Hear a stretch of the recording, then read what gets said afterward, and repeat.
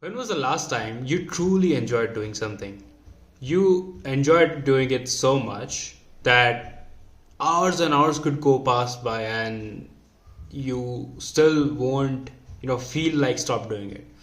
Or you can say you enjoyed it so much that you create your own challenges and uh, you know surpass everyone. Like it's so effortless for you to do that task that you actually gain energy by doing that particular task. When was that? Like when was that everything was like easy for you to do? Or maybe in that particular field or task, working hard is just effortless. Like it would be a joke for you to work hard in that particular thing. Like you would say someone to, hey, I'm working hard on this particular, so hard on this particular task, you won't even imagine. But deep down, you know that you're not working hard at all. It's just sheer joy keeps you going on and on and on and on and on for hours and hours, and you won't stop. And that's what, like, undoubtedly you become an expert in that particular task. And people realize, like, people wonder, why is it that this guy is like so much experience in this particular field? How can someone spend so much time on this particular task or this particular field? We all have it, by the way. We have all experienced that glimpse, if I must. And we sort of, if you don't have it right now, do realize that you may not remember it, but we all have experienced that particular glimpse. Now, what do I mean by this? Let's first of all let me rephrase the question. Like, when was the first time, or let's say when was the last time you enjoyed doing that particular task, and what was the task, and why is it that you don't have that particular fire in you right now in any task? Or why is it that you cannot replicate in some other task or something like that? Why? Like, you earlier back when you had the glimpse, or during that particular moment, any challenge thrown at you, you would view it as fun and an opportunity to growth. But now you just somehow feel it so draining that you cannot even pull up your all mental bandwidth to solve a simple problem, like to even get by. Like, you're so lazy that it's so effort taking for you to do even a simple task that it sometimes just frustrates you that what happened. Like, why is it that back then I had that glare, I had that fire, and now I just lost it? Like, what happened? Where exactly did I went wrong? And why do I not have it? Well, if you have experienced such moments, like, by the way, we all have it. We all have experienced such moments, but the duration of that moment varies from person to person, and the ability to get it on demand. Few people can do it on demand. Why? Because they don't, let's just say, they don't allow anything external to affect their internal. And this could be off-putting. Like, what does that even mean? But let me put it in this way. The answer to that question, like, why do you not have it today, is some sort of conditioning that we have been through. Well, the 3-letter word answer, simple answer to that particular question is just basically ego. Like, it's very simple, but complicated. Now, when I say ego, first of all, I have to redefine what ego means actually. Ego is a defined sense of self that a person has from the perspective of others. Meaning, each person thinks that he is so and so person in the eyes of others. That's the ego. Now, why is this particularly the answer to that question? It's because ego always forces you to play small, and it robs you all of the power that you already had in the first place. Now, basically, this is actually some sort of power versus force dynamic that I'll be referencing throughout this episode. But what basically happened is, when you were a kid, let's take an example, right? Let's take example when you were a kid in school and you had to study. Let's say there's a kid. Okay, let's take an example where a kid likes studying but only few subjects of them, and not all of them. Let's say he loves maths and science and computers, and he hates languages, social science, and geography and all. Now, he could spend so many hours studying maths, science, and computers.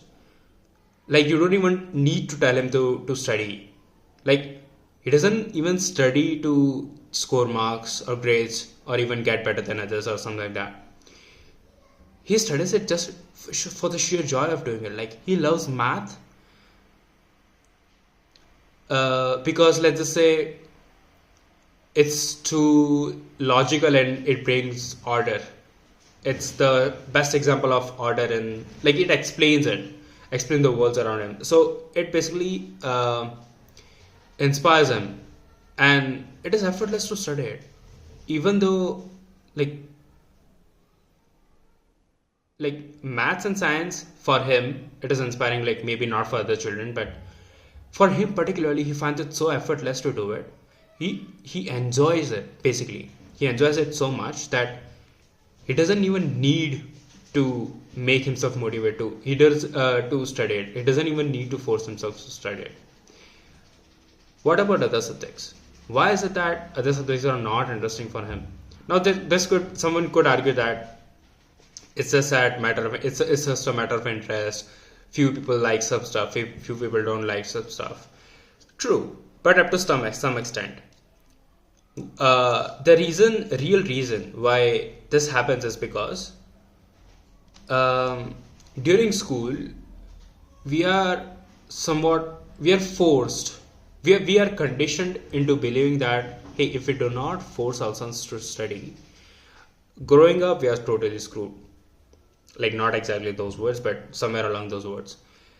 If you don't force yourself, if you don't get good grades, if you don't get, let's just say, good enough in studies, growing up you will face a lot of difficulties. Like, this was the whole story of all the teachers in my school, at least.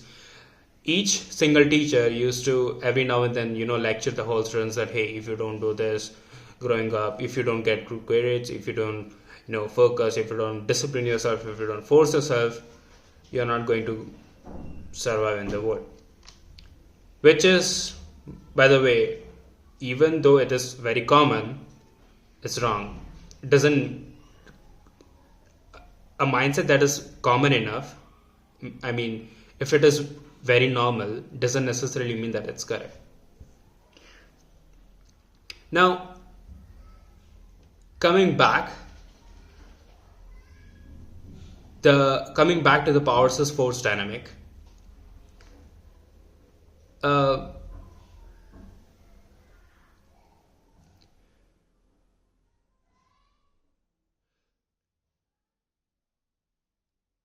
each and every single teacher knows force. Even society knows force.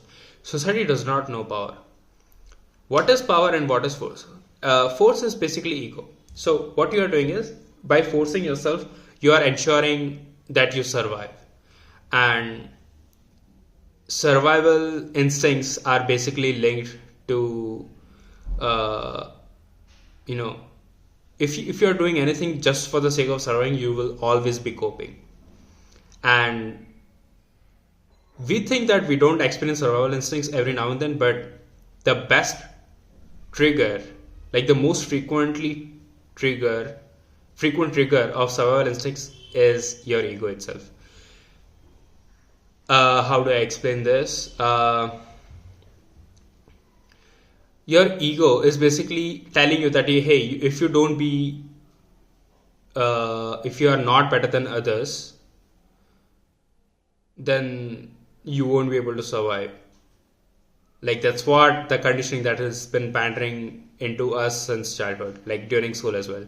So just tell a kid, if he's enjoying it, if he's doing it, if he's studying something, he might raise his own best interest at heart. Like, he might find that particular subject genuinely interesting. However, just tell that particular kid, hey, you are only valued if you're better than others. Now, this whole thing becomes a competition or something like that.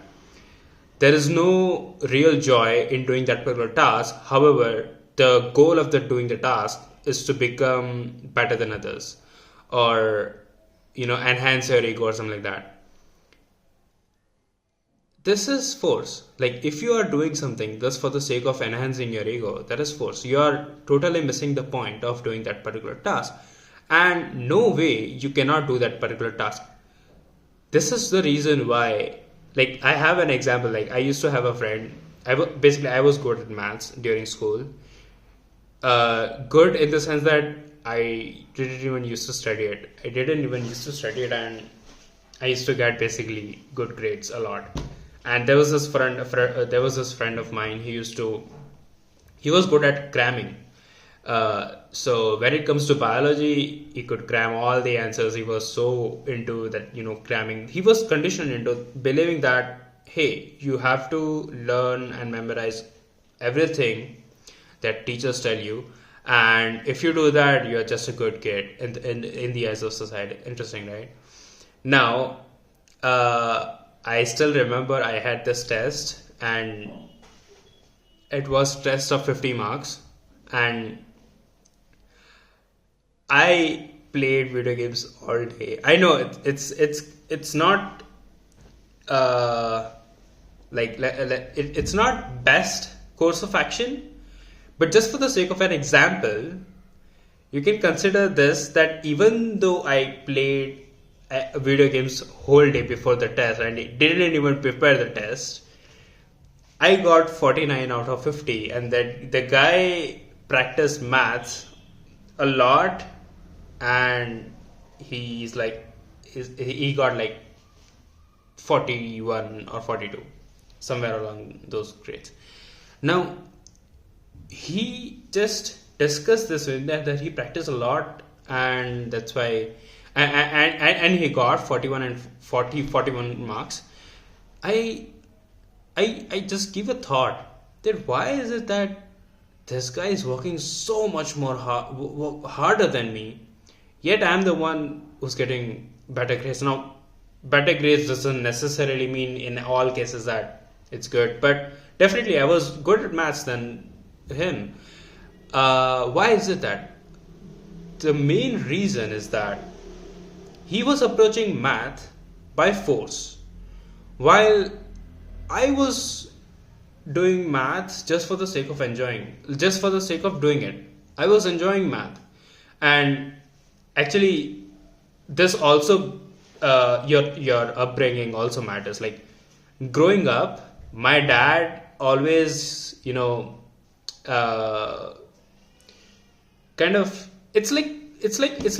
my upbringing itself. During my upbringing itself, I employed so much power in what I did. So it's like, growing up, I was genuinely interested in maths, and moving on, I just kept the momentum, and then I am good at maths.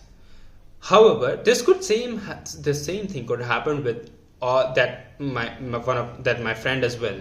However, the conditioning puts the conditioning puts us really in a pinch here, because uh, he totally believed that if you just work hard enough, you can get anything, which is true. However, if you just force yourself to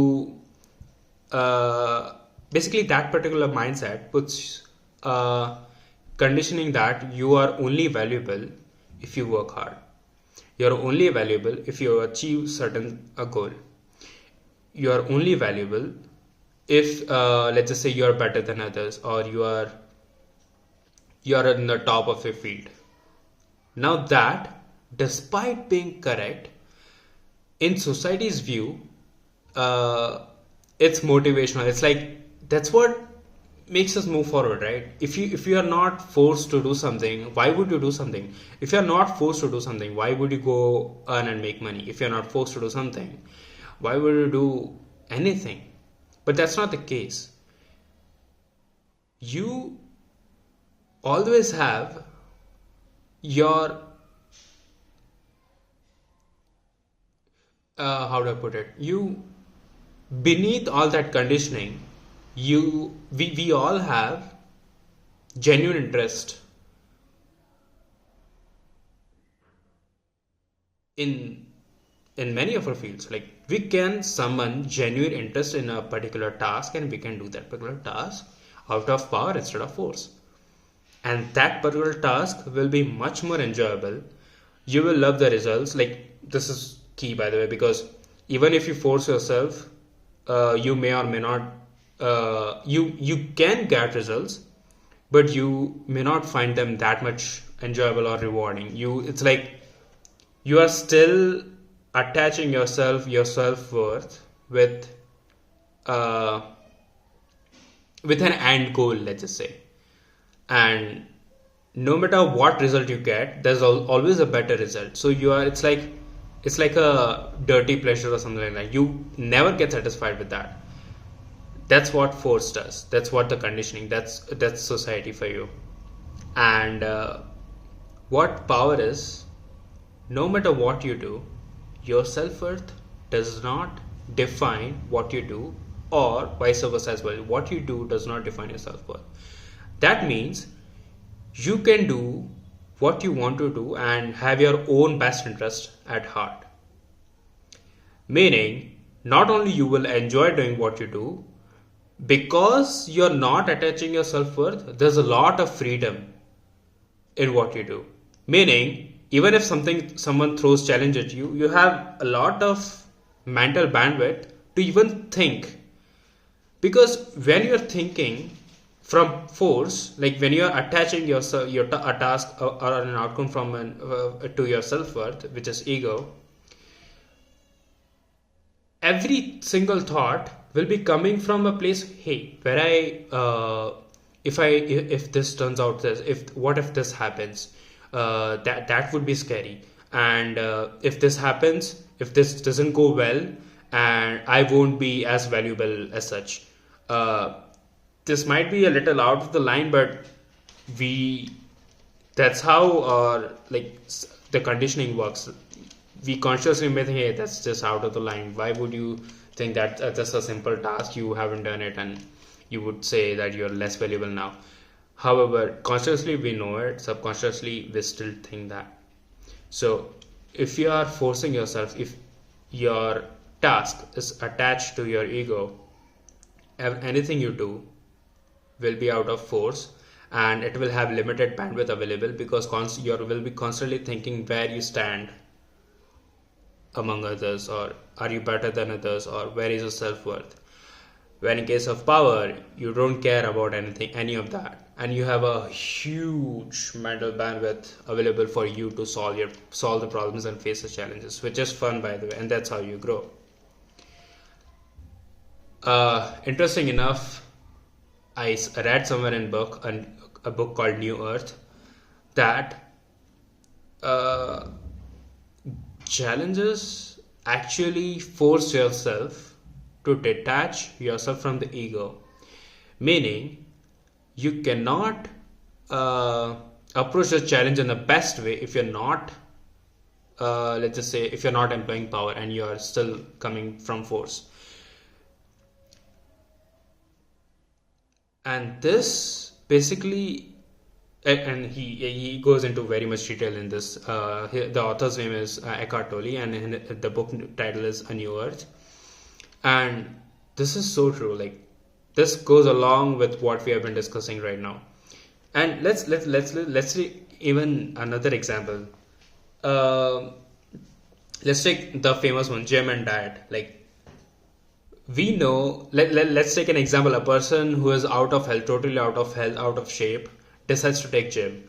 However, the reason is going to the gym is really important here, because if he thinks that uh, he's just going to the gym, he's just working out to look better, or just because it's considered good, then that's basically force, because again that is just linking to your ego. What is the most missed point is that, even again, the Eckhart Tolle, the author of the book New Earth, talks about this. Your body will really tell you what you need, and how you need it, and when you need it. This is so key and one of the most ignored fact. However, why do we not do it? Why do we not know it? Is because we are constantly living up to here. We don't have our attention within our body at all. We are constantly in our head, and we in most of the cases we don't even know what we are feeling within. Only that's why that famous meditation is there, right? You have to scan your whole body from like tip of your toes to top of your head. That's there for a reason. That is to put attention to all of your body parts and know what your body really needs. Now, coming back to that particular gym and diet problem, is that people who are hitting the gym or working out and dieting just to enhance their physical structure, which is good, but you can only get so far if you are coming from the wrong place.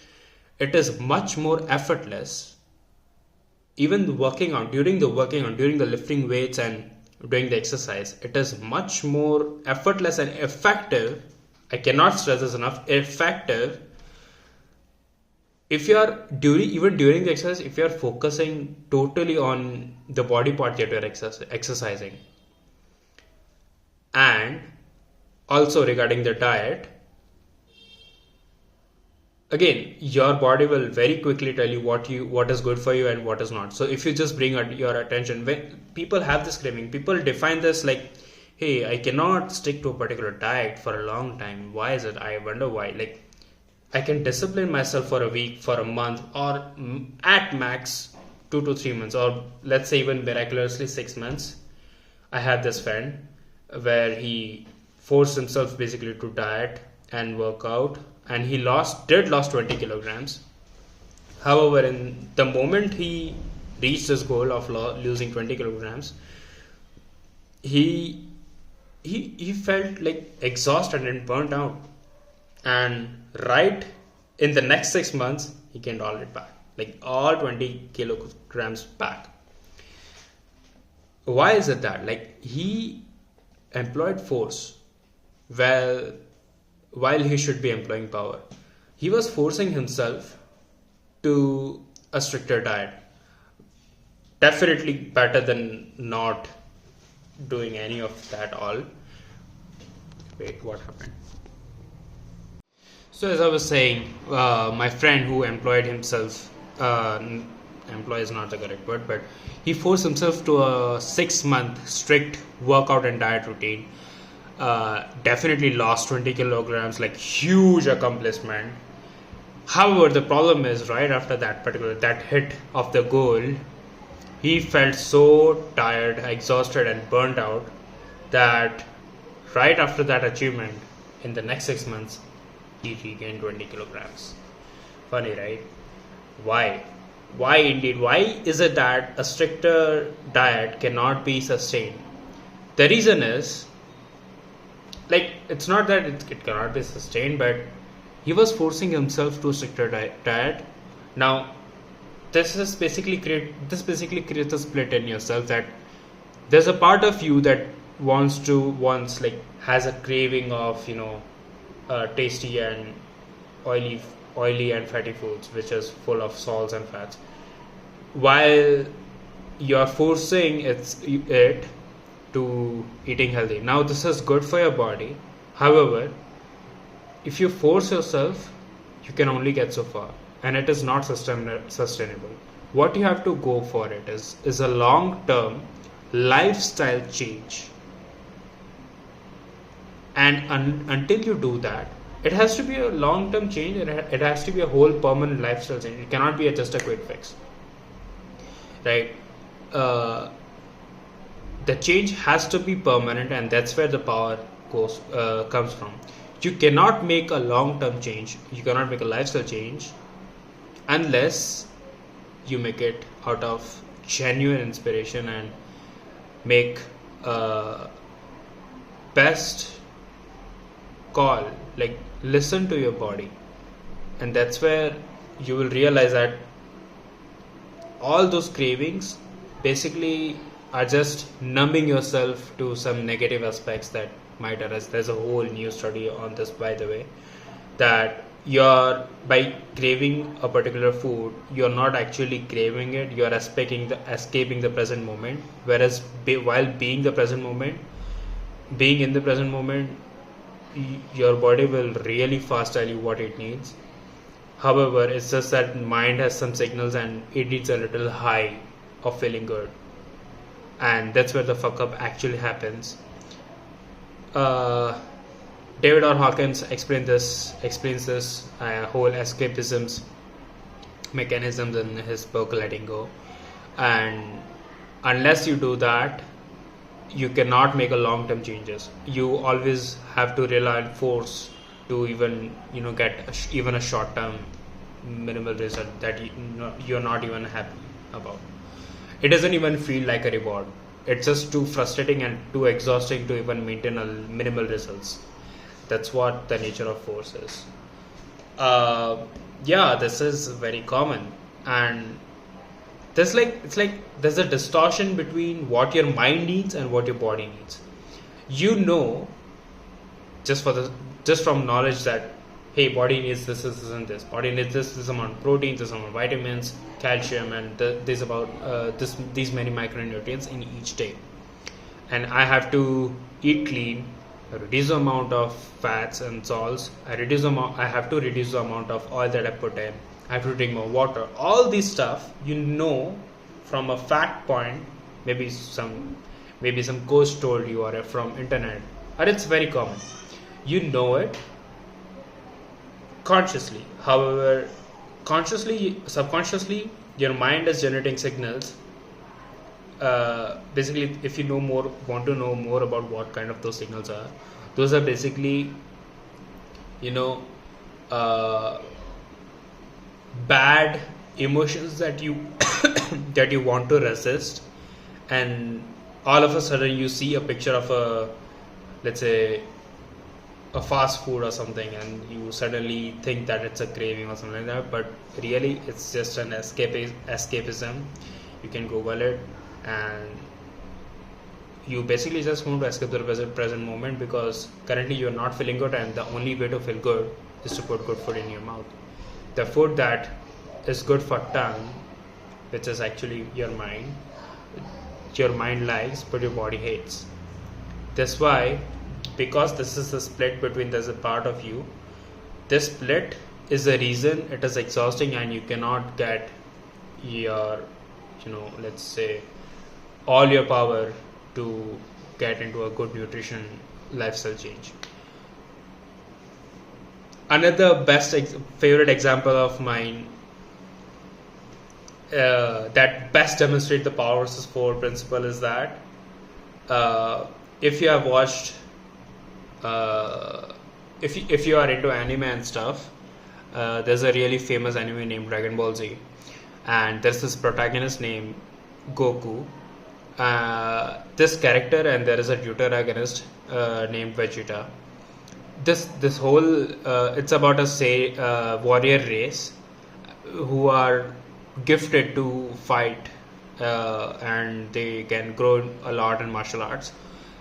However, this deuteragonist believes that he's an elite warrior, and only he is able to.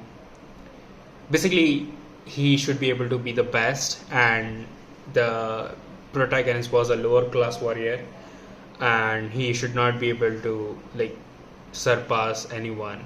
However, the upbringing of the upbringing of the Goku was such that you can achieve anything if you put your body and mind into it, and he did it. And it throughout the whole series, it is observed that despite the fact that Goku wants to fight stronger and stronger opponents to keep himself better, no, this could. Here's a subtle. This is where it gets subtle. This could be thought of it something like, hey, he wants to get better than others, but it is really not. The underlying mindset is that I know where I am, but I really need to challenge myself where I can go best. Now, martial arts requires you to spar with someone. You cannot just go practice martial arts all by yourself. That's why to put himself into challenge, it does not care about being better than others or stronger than others.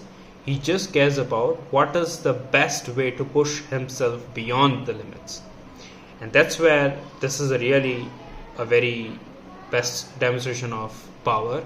Whereas the elite warrior named Vegeta, he thought that basically him thinking that only elites can achieve certain power level is absurd, right? That's basically he's linking himself or his self or him being at certain power to his ego, to his self-worth, and that's where he goes wrong. That is basically force, and no matter how much you try to be better than others, at some point you can definitely get your way out of force, don't get me wrong, but it will feel a lot of effort and it will be exhausting and you will never feel satisfied. This is it, and the thing is, force is seductive in nature. It is very tempting to go with force. Which is why society didn't by default employ power, and it employed force, because it is tempting and it is the most easy to say, because we are conditioned in such a way that we are only valued as much as other people value us. We have exterior locus of identity. This is why force is so tempting and force is so prevalent in our society. Best example, like this example of anime, like Dragon Ball Z, is like really puts the picture and like the big picture in front of you, like what is power, what is force. And don't get me wrong, the examples are everywhere. You just need to open your eyes up for that, and you can find all sorts of examples if you want. Just ask if you think that you are creating suffering for yourself. Just ask this: where is this coming from? Why am I doing this? Is it because do I have genuine inspiration of doing this particular task, or I'm just doing this so that I can feel good about myself, which is my identity, that I'm better than others, and that I'm better than others, and enhancing my ego. That's it. That's the best question. Basically, this is basically desperation versus inspiration, well, power versus force. Just the terms. Don't get caught up into the terminology, but understand the underlying meaning behind it. The another term for power is actually being present in the moment. Like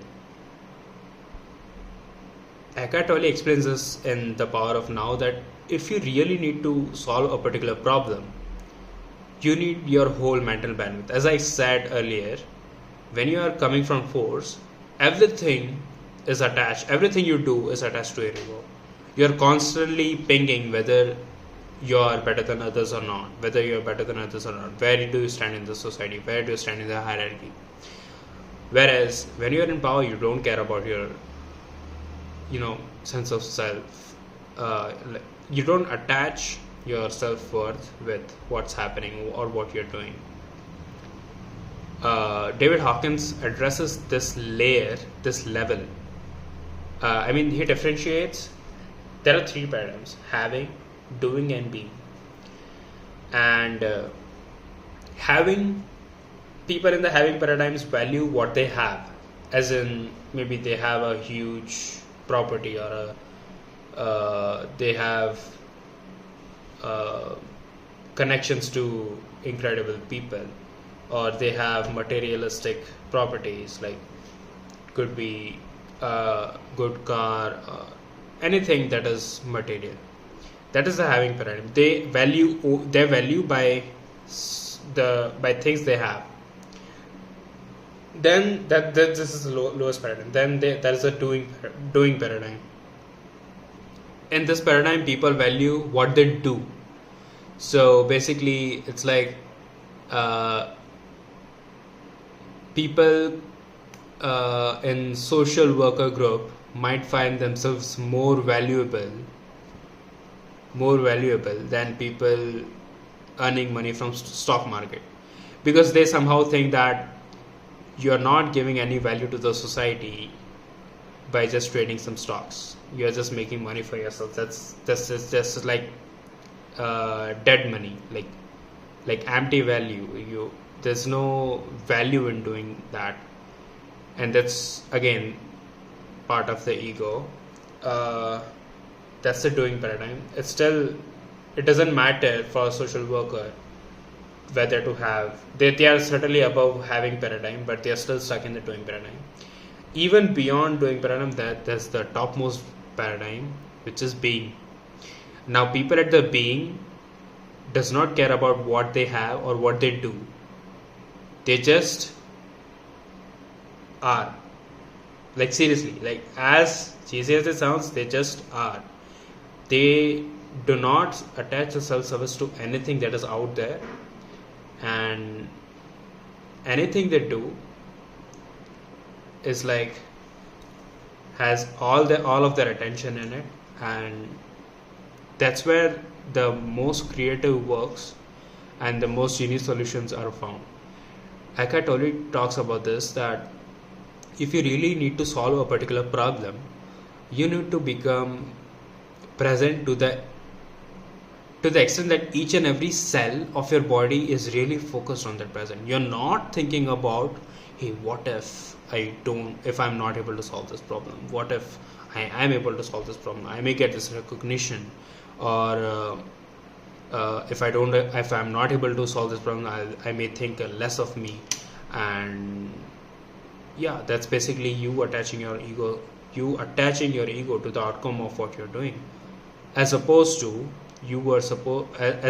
just focusing completely on what is in front of you, enjoying it, viewing it as a challenge, as an opportunity to grow your consciousness. That's where you find real solutions, and that's where I should say that's where the creative solutions lie. That's where the creative solutions come from. Eckhart Tolle even says that solutions don't even come from you, but they come through you. There's a whole different chapter in his book. I may not get into that particular chapter right now in this video, but it's definitely to think about. There are definitely higher paradigms than being as well, but that's where the being paradigm is where the true long lasting results arise.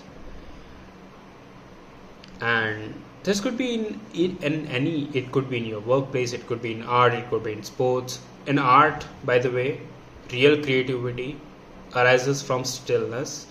Eckhart Tolle speaks about this in his book Stillness Speaks.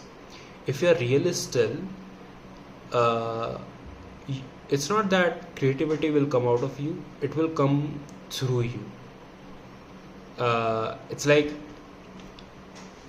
accessing that particular realm that we all have access to, but due to our false sense of self, due to our ego, we are that access is just hidden or something like that, and we are not able to. But the people who can do it, that's where real creativity shines. And you might have heard of an example where the chair itself is worth like $20, but the painting of the same painting but the painting of that same chair is worth like 20 million bucks or something like that. Why is it that? Why is the painting of an object is valued much more than the object itself in this particular case? Is because that creativity is the reason that representation is much more valuable. Even just by looking at the Mona Lisa painting, there is something sparks inside of you that this is so great. Even looking at a beautiful nature or a scenery or somewhere, you just stay there for a while. Like your mind goes completely blank, completely flatlined. Why is it that? Because something that is inside you recognize that particular stillness, recognize that particular beauty, let's just say. And these are all things that happen when you employ power, where things are just effortless and you don't even need to do anything. Like, of course you need to do anything, but everything is flowing through you. You achieve flow state very easily. Flow state, I talked about this in one of my previous episodes.